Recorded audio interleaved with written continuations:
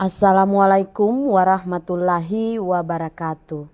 Jumpa lagi dengan saya Ervina, NIM 501402973. Ada dua materi yang akan saya bahas pada video kali ini, yaitu yang pertama, konsep matematika apa sajakah yang dikaji oleh Apollonius. Yang kedua, jelaskan konsep matematika yang dikaji oleh Euclid. Video ini merupakan tugas sesi 8 mata kuliah Sejarah dan Filsafat Matematika yang dibimbing oleh Bapak Dr. Kartono SPD MSI. Baiklah, pembahasan pertama tentang konsep matematika apa sajakah yang dikaji oleh Apollonius.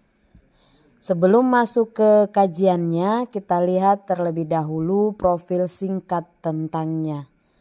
Apollonius adalah salah satu matematikawan besar dari Yunani kuno yang hidup sekitar abad ketiga sebelum Masehi. Ia berasal dari kota Perga yang saat itu merupakan bagian dari wilayah Kekaisaran Yunani. Kontribusi terbesarnya dalam dunia matematika adalah karya monumental berjudul Conics yang terdiri dari 8 buku. Dalam karya ini Apollonius mengembangkan teori tentang irisan kerucut, yaitu bentuk-bentuk seperti parabola, elips, dan hiperbola yang dihasilkan dari pemotongan kerucut oleh bidang. Karena kedalaman analisisnya terhadap bentuk-bentuk ini, Apollonius sering dijuluki sebagai Bapak Irisan Kerucut. Karya-karyanya menjadi dasar bagi pengembangan geometri analitik di kemudian hari dan bahkan digunakan dalam astronomi oleh Kepler. Konsep utama yang dikembangkan Apollonius adalah tentang irisan kerucut. Irisan kerucut terbentuk ketika sebuah bidang memotong permukaan sebuah kerucut. Hasil irisan ini bisa menghasilkan 3 bentuk kurva yang berbeda, tergantung pada sudut dan posisi bidangnya. Jika bidang memotong sejajar dengan sisi kerucut, maka terbentuk parabola. Jika bidang memotong secara miring namun tidak sejajar dengan sisi kerucut, akan terbentuk elips. Sedangkan jika bidang memotong kedua bagian kerucut, maka akan terbentuk hiperbola.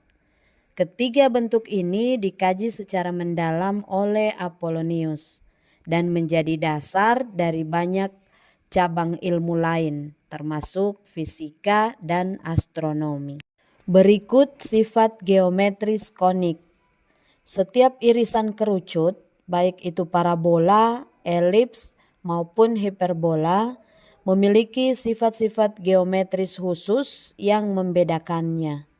Yang pertama adalah sumbu simetri, yaitu garis lurus yang membagi kurva menjadi 2 bagian yang simetris.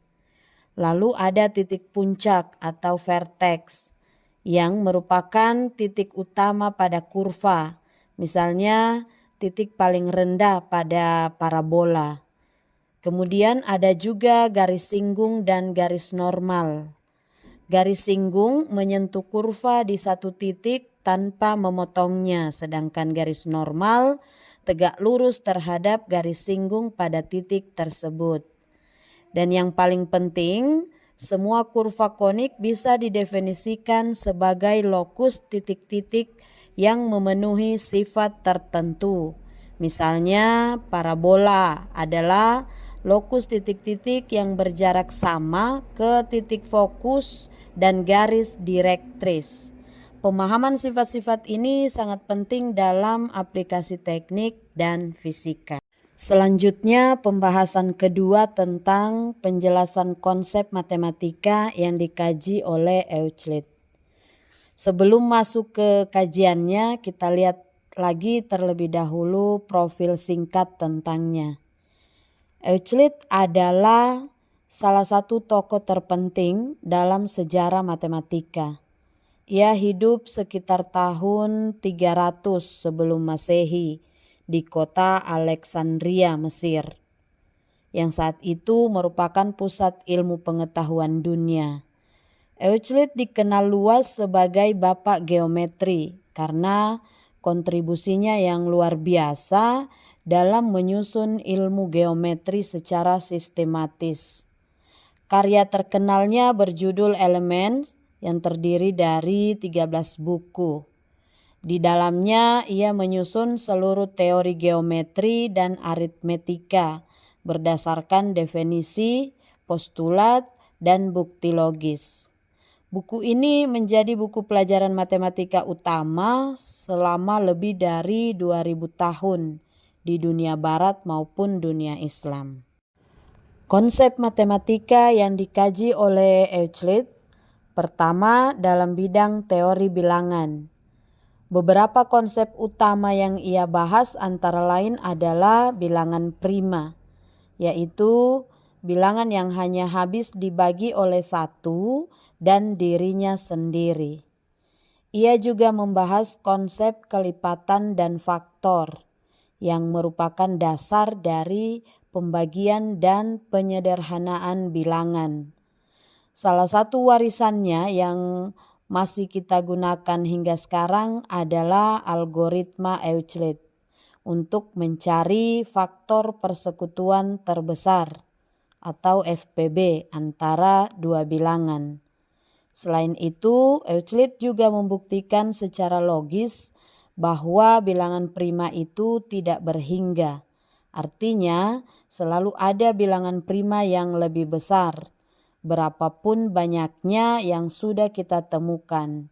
Ini adalah salah satu bukti klasik paling terkenal dalam matematika.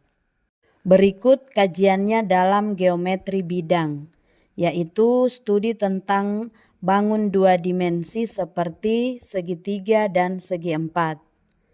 Ia menyusun berbagai teorema penting yang menjelaskan sifat-sifat segitiga dan segi empat, termasuk hubungan sudut, panjang sisi, dan keterkaitan antara bentuk-bentuk tersebut.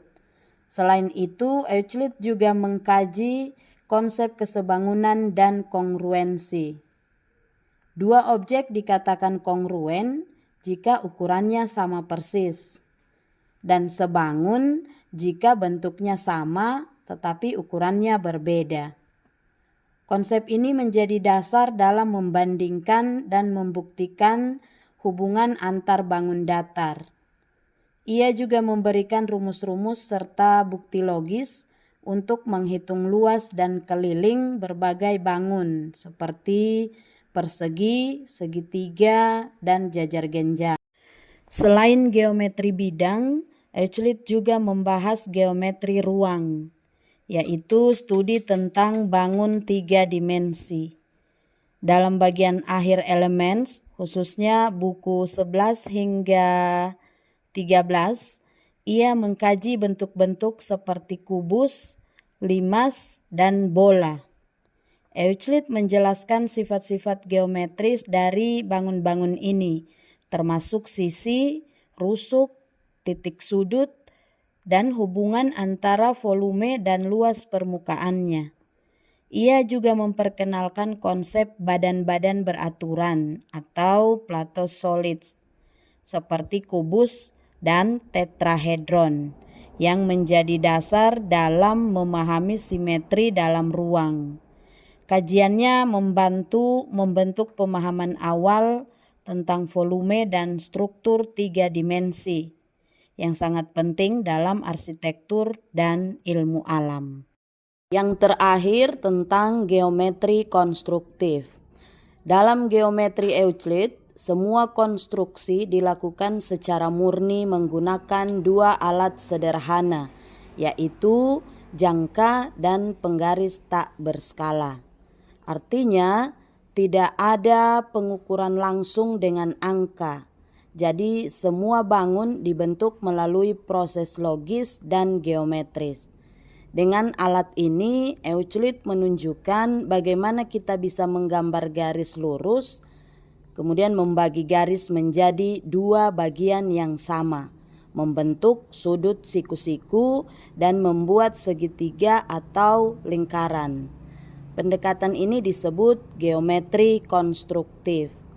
Karena kita membangun atau mengonstruksi bangun geometri langkah demi langkah berdasarkan postulat dan teorema. Ini menjadi dasar penting dalam pembelajaran matematika klasik dan juga memberi inspirasi bagi geometri modern. Demikian pembahasan ini, semoga dapat memberikan manfaat untuk kita semua. Terima kasih. Assalamualaikum warahmatullahi wabarakatuh.